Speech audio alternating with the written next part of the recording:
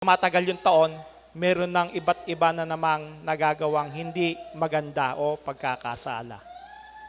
So tayo bilang mga lingkod ng Diyos, alam natin kung kailan tayo ginawang bago. Di ba? Naging bagong nilalang tayo. Kailan? Naging bagong tao tayo. Kailan? Kailan tayo naging bagong tao?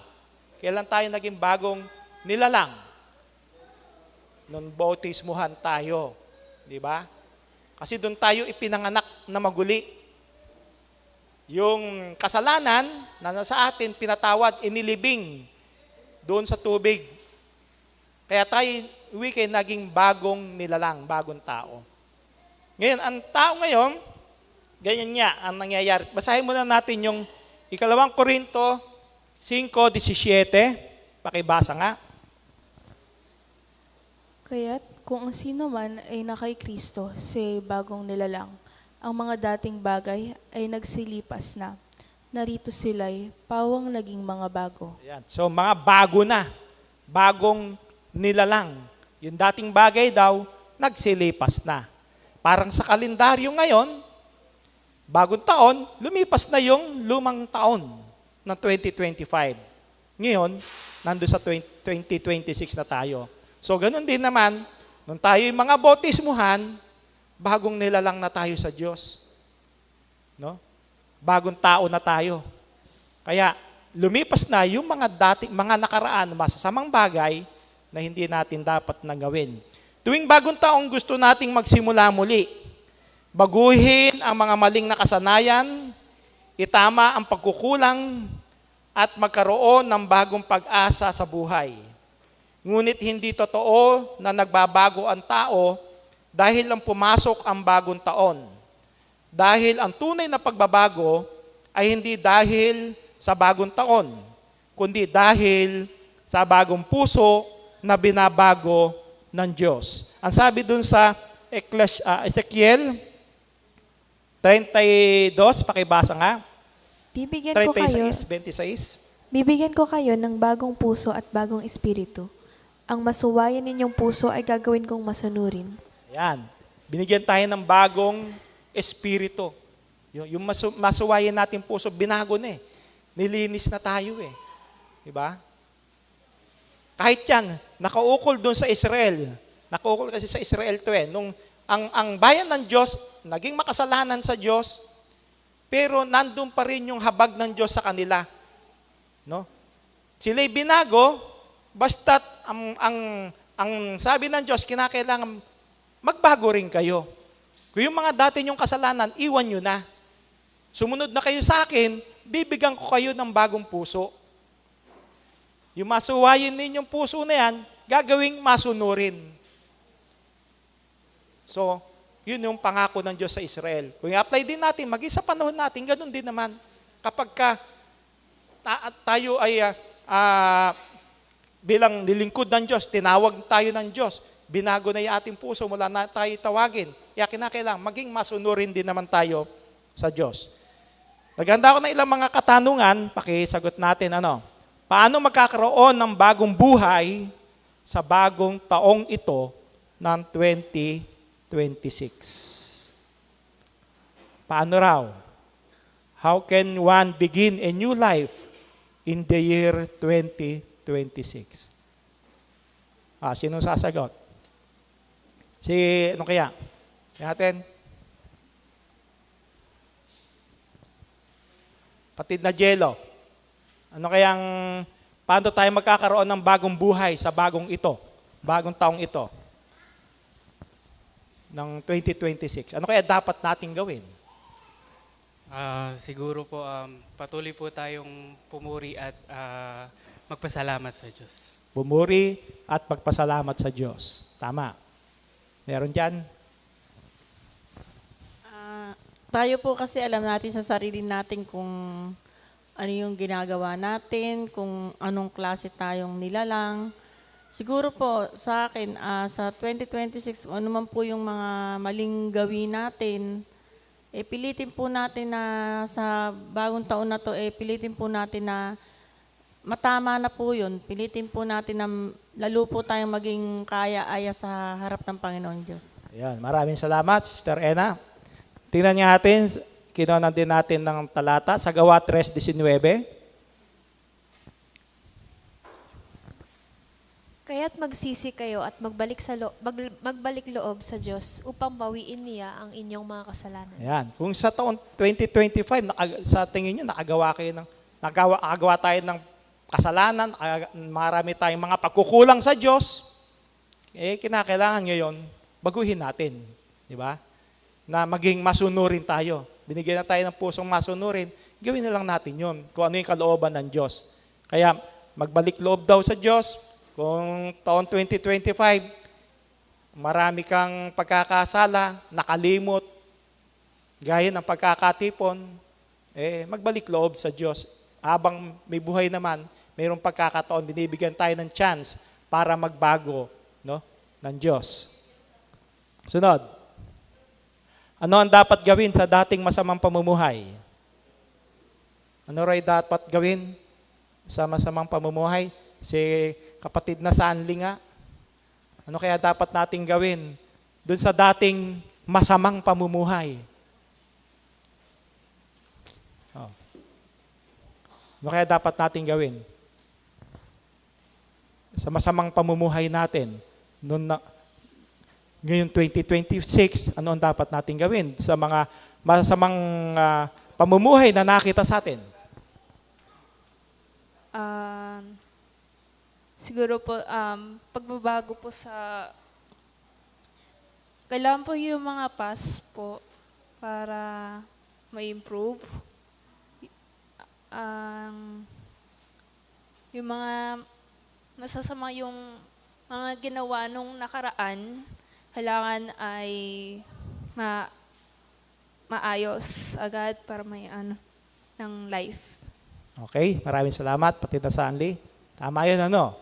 Na kinakailangan, masamang bagay nung nakaraan, baguhin natin. Masamang bagay. No? May sasagot pa dyan? Ha? Patid na Ronald.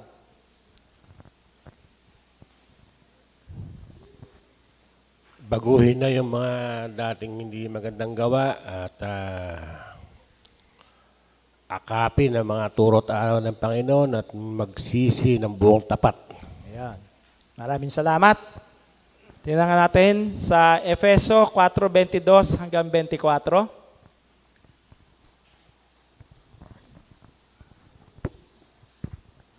At inyong iwan tungkol sa paraan ng inyong pamumuhay na nakaraan. Ang dating pagkatao na sumama ng sumama ayon sa mga kahalayan ng pagdaraya. At kayo'y magbago sa espiritu ng inyong pag-iisip. At kayo'y bihis ng bagong pagkatao na ayon sa Diyos ay nilalang sa katwiran at sa kabanalan ng katotohanan. Yan. So talagang dapat iwan yung dating pagkatao na sumama ng sumama, Eka. Di ba? Iwan na natin yung masamang bagay na yon, mga nagawa natin. At magbihiswi ka ng bagong pagkatao na ayon sa Diyos ay nilalang sa katwiran at sa kabanalan ng katotohanan. Tinawag tayo ng Diyos para mga banal. Ang Diyos wika ay banal, kaya tayo na din naman na kanyang tinawag, dapat din mga banal. Kaya yung mga dating masamang gawa, iwan na natin, magbanal tayo sa harapan ng Diyos. Yun yung tungkulin natin sa Diyos. Sa araw-araw ng ating buhay. Hindi lang tuwing sasapit yung, December 30 na, December 31 na, o January 1, doon ka magbabago. Hindi ganun Kundi sa araw-araw, kung tayo nakagawa sa buong maghapong ito, pwede naman nating, bago tayo matulog, iisipin natin, ano ba nagawa ko mabuti sa buong maghapong ito? Ano ba yung mga pagkukulang at pagkakasalang nagawa ko? Ihingi natin ang kapatawaran sa Diyos. So, sa araw-araw, kung tayo nagkakasala, inihingi natin kagad ng kapatawaran. At kinabukasan, sikapin natin, huwag maulit na magawa yung bagay na ating ipinagkakasala sa Diyos. Sunod, kung hinubad na natin ang datihang pagkatao, ano ang mga gawa nito na dapat nating layuan? Yung gawa daw nung dating pagkatao. Ano ba yung mga gawa na yon na dapat nating layuan? Ha? Pakibasa nga natin sa Colosas 3:8, Gis. Datapwat ngayon ay inyo namang layuan ang lahat ng mga ito. Galit, kapuotan, paghinala, pagnunungayaw, mga salitang kahalay-halay na mula sa inyong bibig.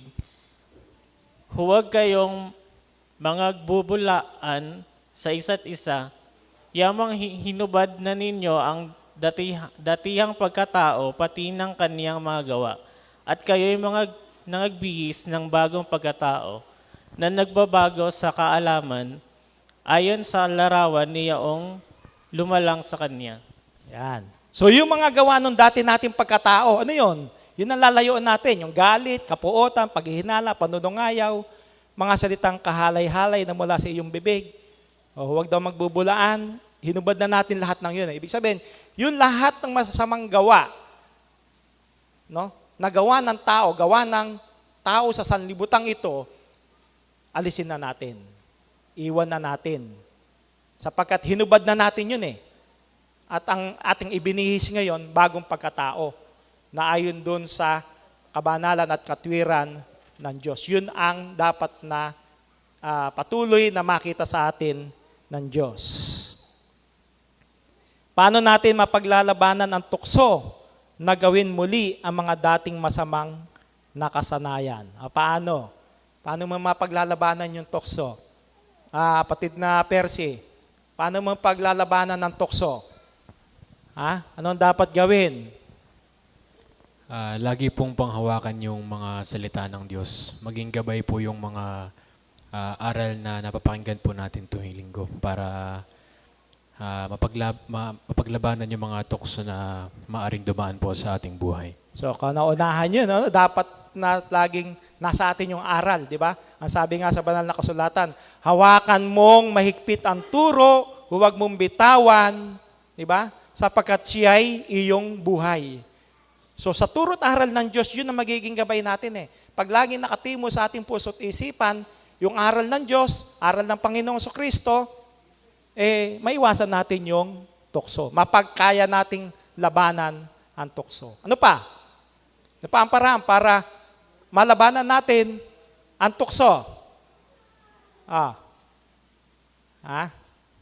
Si kapatid na Norim, anong paraan para mapaglabanan natin yung tukso? Sa iyo sarili. Maging disiplinado po at araw-araw po magdadasal po para magabayan din po, para malabanan din po yung tukso. Maraming salamat, kapatid na Norim. So, maging disiplinado, no? Ano ang sabi ni Apostol Pablo? Tingnan nga natin. Kung nandito, sa unang Korinto 9:27, sa ating sarili kung anong dapat natin gawin. Pakibasa nga.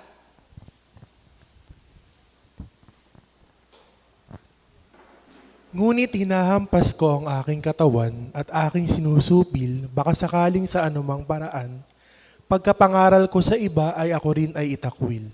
Yan. So, hampasin. Sabihin, supilin natin.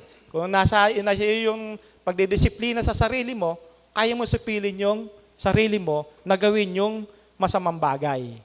Di ba?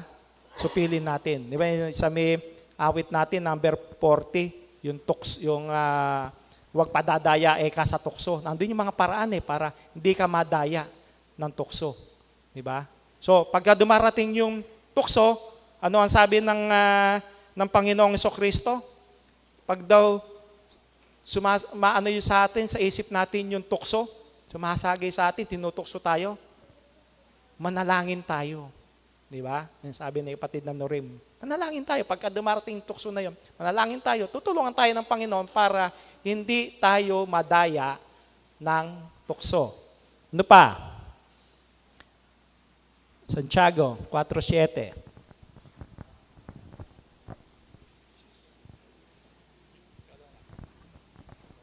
Kaya nga, pasakop kayo sa Diyos.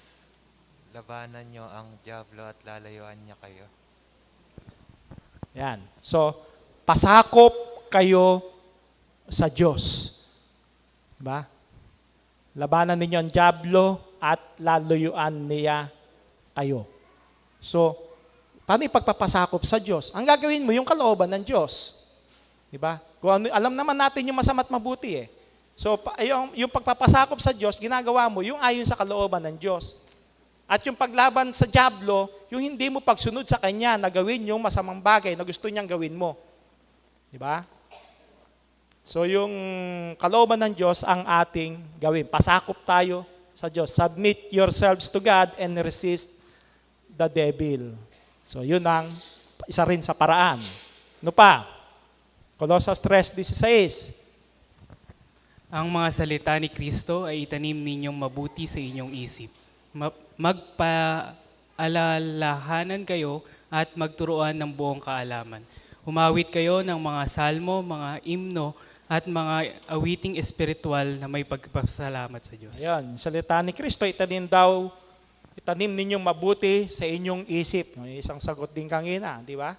Kailangan talagang nasa atin lagi yung turot aral ng Diyos, ng ating Panginoong Kristo. No? Kung namarating yun, kumanta tayo ng mga himnaryo, kanta sa awitin sa himnaryo, na papuri sa Diyos.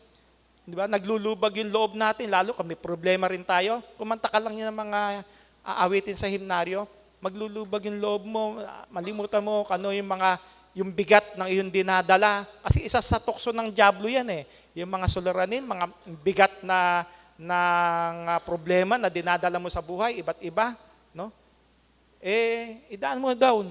Umawit kayo wika ng mga salmo, mga himno, mga awiting espiritual na may pagpapasalamat sa Diyos. Isang paraan yun para hindi tayo madaya ng dyablo. Malabanan natin yung dyablo. Diba? Papuri sa Panginoon at tutulungan naman tayo para lahat ng ating dinadala maibsan, no? Makalimutan at tulungan tayo sa mga paraan na mga solusyon sa ating lahat ng mga dinadala para hindi tayo madaya ng dyablo. Tingnan din natin yung ilan sa banal na kasulatan na mga nandoon sa dating pagkakasala pero tuluyan nagbago. No? Tulad nito, si Apostol Pablo. No? Apostle Paul repented of his evil behaviors and trusted in Jesus to save him. So iniwan na niya yung mga masamang gawa na yon, no? At sumunod siya sa ating Panginoong Kristo. The way to heaven has not changed. You cannot call yourself a believer, child of God, or a Christian without your heart being changed. You must repent and believe. Ganun ang ginawa ni Apostol Pablo. Alam natin si Apostol Pablo, isang mang-uusig sa iglesia. At katunayan, si Esteban, sa paanan niya namatay, pinatay. Diba? Dahil lingkod ng Panginoon si Esteban at si Saulo noon, Saulo patawag sa kanya noon, pinag-uusig niya iglesia. So, kung tutusin, mamamatay tao siya. Diba? Pero, nung tawagin siya ng Panginoong Kristo, tuluyan siya nagbago. Iniwan niya. Siya nang uusig noon, nagkabaliktad. Nung bandang huli, siya na ang inuusig. Kasi, yung inuusig niya, sumama siya doon sa inuusig. Kaya, naging inuusig na rin siya ng mga dati niyang kasama. Nagkabaliktad. Pero tiniis niya yon alang-alang sa Panginoong Kristo. Nagbago siya. Tapos pusong nagbago, iniwan niya yung lahat ng bagay na yon. No? Inari niya wikang sukal lamang. Lahat ng gawa dito sa libutan, lahat ng mga karangyaan, anumang bagay na nasa kanya noong panahon na yon, ginawa, tinuring niyang sukal lang, makamtan lang daw niya si Kristo. So tunay na nagbago siya. Sino pa? Ayan, alam natin, si Zacchaeus, di ba? Later that day, Zacchaeus stood up and said to the Lord, I will give half of my property to the poor, and I will now pay back 4 times as much to everyone I have ever cheated. So, alam natin, maniningil ng buwis. panahon na yon, makasalanan, sapagkat higit-higit ang tubo na kinukuha, naniningil ng higit-higit. Kaya sabi niya, noon tawagin siya ng Panginoong Kristo, nandun siya sa puno ng sikomoro, sa kayo, bumaba ka, halika, tutuloy ako sa iyo. Doon ako kami kakain, magpapalipas ng oras sa bahay niya. Natuwa siya. Kaya nung tawagin siya, alam niya makasalanan siya, ay pinangako niya sa Panginoong Kristo, yung kalahati ng kanyang kayamanan, ibibigay niya sa mga dukha. At kung nakasingil man siya ng may daya, wika, ibabalik niya ng 4 na beses, hindi lang 2 beses. Ibabalik niya sa mga taong nasingil niya ng may daya, ibabalik niya 4 na beses. Tanda ng kanyang pagpapasakop sa Panginoong Kristo, tanda ng kanyang pagbabago. Di ba? Sinunod niya. Alam niyang meron siyang kaligtasan. Naniwala siya, nanampalataya siya sa ating Panginoong Kristo. So binago niya yung kanyang buhay. Dating masama, naniningil ng may daya, binago niya. Di ba? Hindi na siya naningil ng may daya. Isinuli niya. So soli daw niya ng 4 na beses pa para lang tuluyan siya magbago at mapatawad ng Panginoon. Di ba? So ganyan ang kanyang ginawa. Isa pa, ito si Maria Magdalena. No? Ito yung inalihan ng 7 demonyo na pinalayas ng Panginoong Kristo, yung mga demonyo na yon na sumanib sa kanya, kay Maria Magdalena.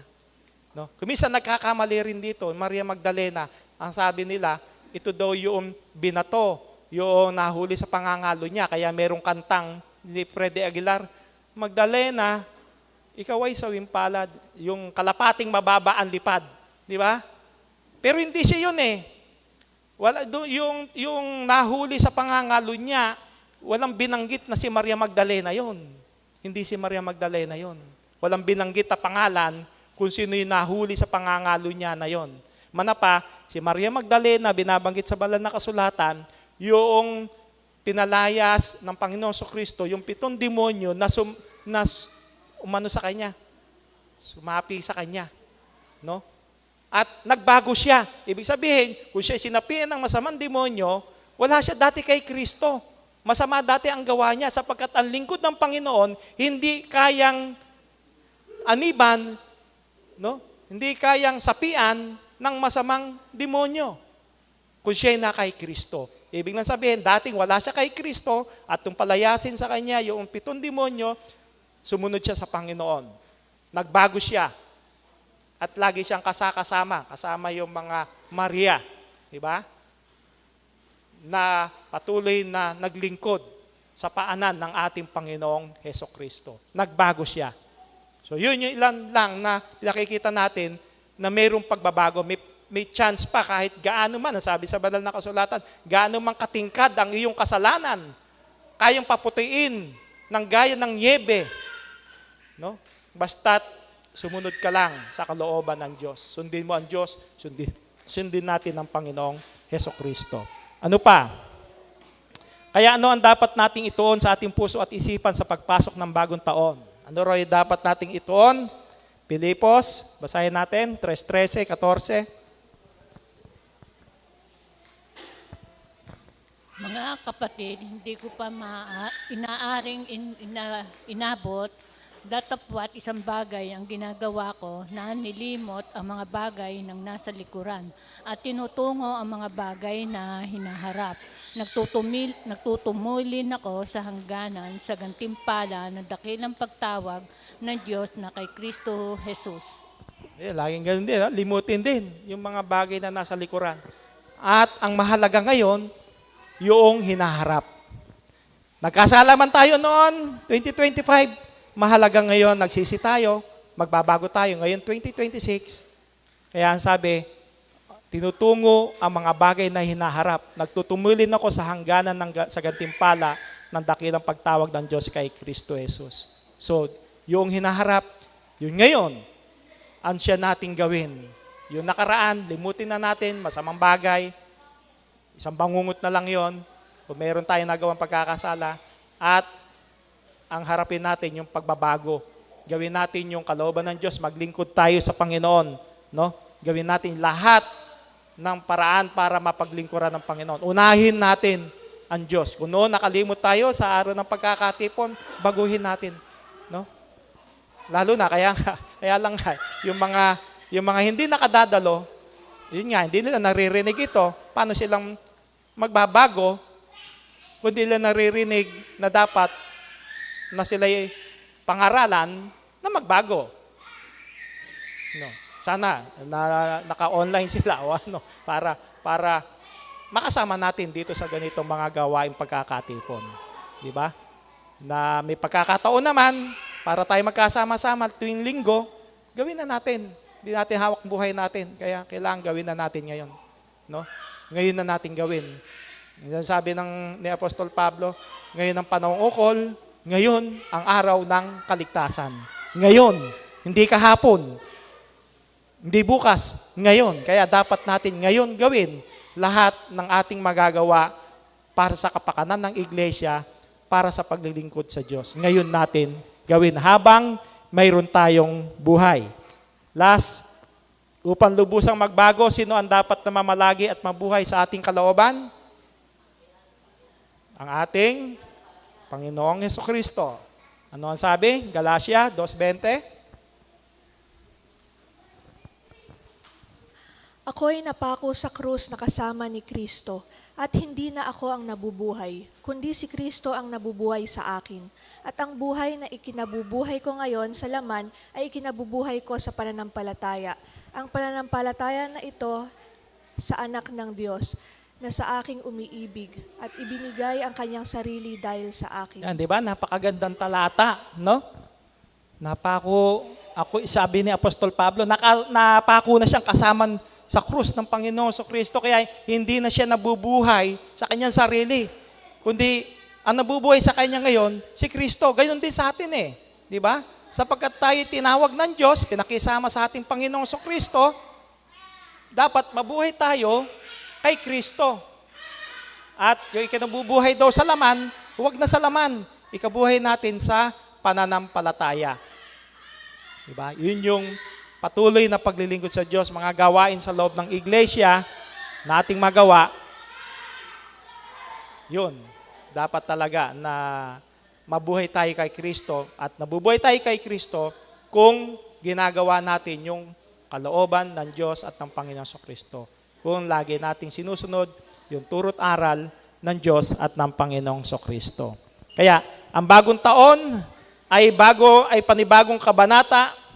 Ngunit ang tunay na bagong buhay ay sa Diyos at kay Kristo lamang makakamtan.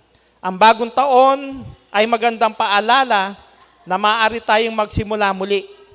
Ngunit ang bagong pagkatao ay ang taong nagbago na ang isip, ugali at kilos at hindi na namumuhay sa dating gawi ng kasalanan, kundi sa kabanalan at pagsunod sa Diyos. Kaya ang sabi rin sa Jeremias,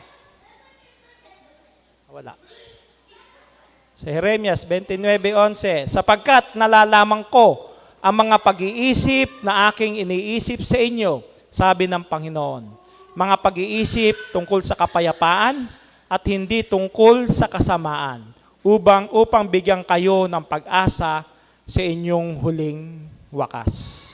So alam ng Diyos, no? Yung pag-iisip, no? Sapagkat nalalaman ko ang mga pag-iisip na aking iniisip sa inyo. Alam ng Diyos kung ano yung makabubuti sa atin Kailangan lang gawin din naman natin yung kalooban ng Diyos, no? At tayo kanyang tutulungan. Alam natin, kabutihan, mabubuting bagay ang gustong mangyari ng Diyos sa atin. Kaya lang, tayo rin ang siyang kikilos, gagawa para tulungan tayo ng Panginoon. Kung gusto mo, gawan ka ng mabuti ng Diyos, pero hindi mo naman siya ginagawa ng mabuti, nakikitaan ka sa masasamang bagay, paano kang gagawa ng mabuti? Di ba? So, nasa sa atin din. Yung lahat ng yun. Kaya yun, sana maging aral sa atin, kung tayo'y nagkulang ng taong 2024, 25, nagkasala, no? punan natin ngayon taong 2025. Gawan natin ang paraan, unahin natin ang Diyos para patuloy tayong makapaglingkod sa Kanya ng tao sa puso, puso't isipan. So yun po yung ating paksa sa Bible study. Meron kayong gustong i-share, itanong. Kung wala po, ay akin pong binabalik sa ating mahal na diakono. Maraming salamat, Elder Ferdinand Lorido, para sa pagliliwanag ng ating Bible study. Sa ating pong pagpapatuloy, tayo po ay makikinig ng isang intermission. Ito po ay pinaghandaan ng ating mga makukulit na Sunday schoolers.